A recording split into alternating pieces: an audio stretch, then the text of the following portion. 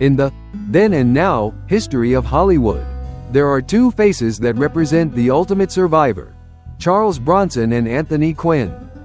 They were often mentioned in the same breath, men with faces carved from granite, born into extreme poverty, who rose to become global icons.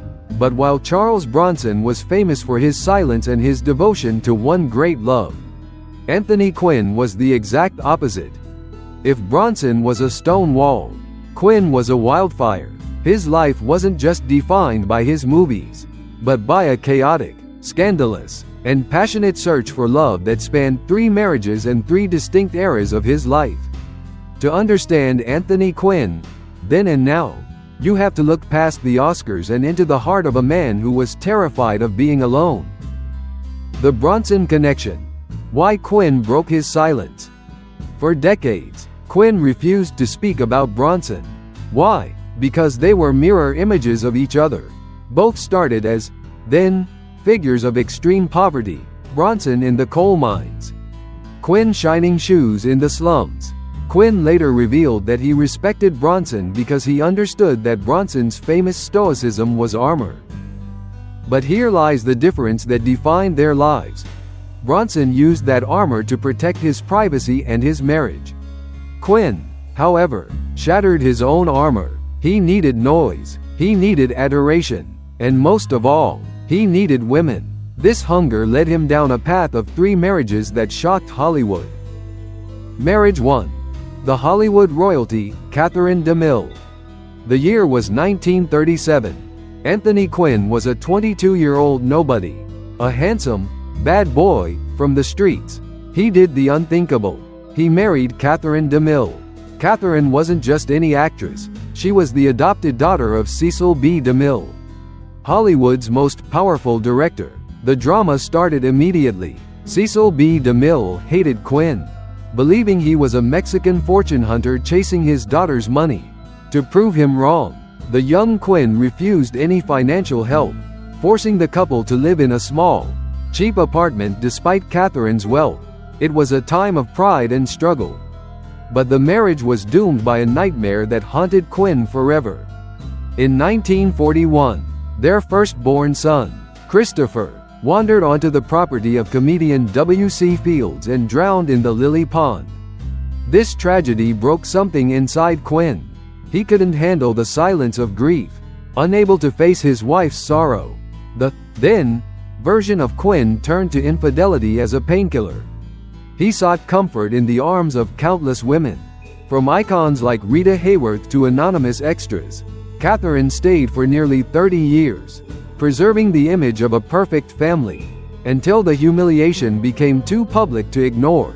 The boy who fought to marry a princess had become the man who destroyed her world. This heartbreaking chapter was just the beginning of Quinn's chaotic search for love. Before we dive into his second marriage, where he lived a shocking double life that no one saw coming, please take a moment to hit the like button and subscribe to our channel. Your support helps us uncover more fascinating stories of Hollywood's golden age. Now, let's fast forward to Rome, where the drama truly explodes. Marriage 2. The Italian Storm, Iolanda Addolori. By 1966, the now version of Quinn had changed physically. He was no longer the smooth-faced youth, he was the rugged, bearded star of Zorba the Greek. While filming Barabbas in Rome, he fell for the wardrobe mistress, Iolanda Addolori, a fiery Italian woman 18 years his junior. The start of this marriage was explosive. Quinn actually fathered a child with Iolanda before his divorce from Katherine was final, causing a massive tabloid frenzy. This era represented Quinn at his peak status. He lived like a king in a villa in Italy, with Iolanda managing his life, his art, and their 3 sons. He played the role of the traditional Italian patriarch. But the reality was a lie. While appearing as the devoted husband, Quinn was addicted to the thrill of deception during his marriage to Iolanda. Quinn maintained a completely separate, secret family with a German woman named Friedel Dunbar. He had 2 children with her and kept them hidden from Iolanda for years. The then and now contrast here is stark. On the surface, a stable superstar. Underneath, a man juggling 3 different families at the same time.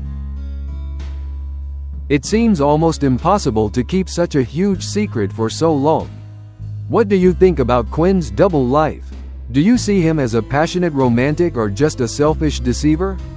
Drop a comment below and let us know your opinion. We'd love to hear your take on this celebrity scandal.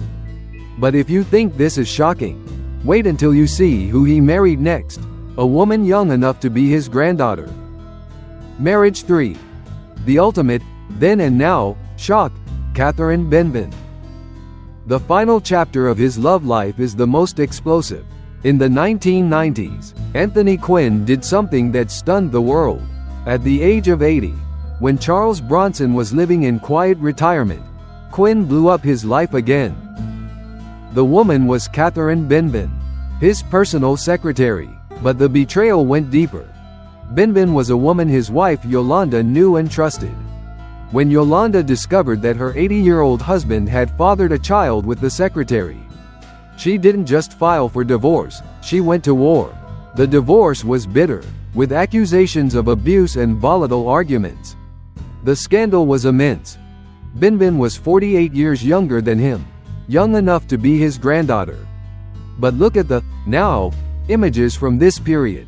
An 82-year-old man, hair white as snow, holding the hands of 2 toddlers he fathered with Benvin. While the world called him a dirty old man, Quinn claimed he was reborn. He famously said, "I need to feel the pulse of life." The visual contrast is unforgettable. The elderly legend pushing a stroller, trying to cram a lifetime of fatherhood into his final few years. Anthony Quinn's story proves that truth is often stranger and more dramatic than fiction. If you enjoy uncovering the hidden lives and shocking transformations of the stars you grew up with, please hit that subscribe button and ring the bell.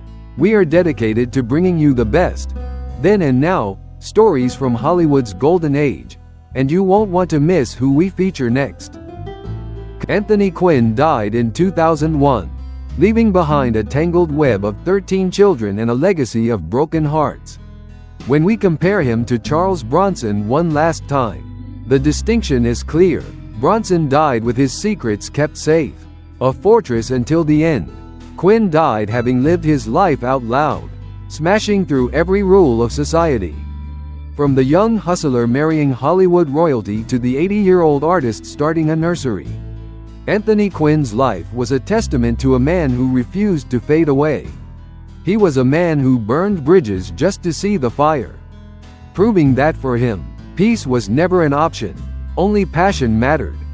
If you found this video interesting, please give it a like and share it with a friend who loves classic Hollywood history.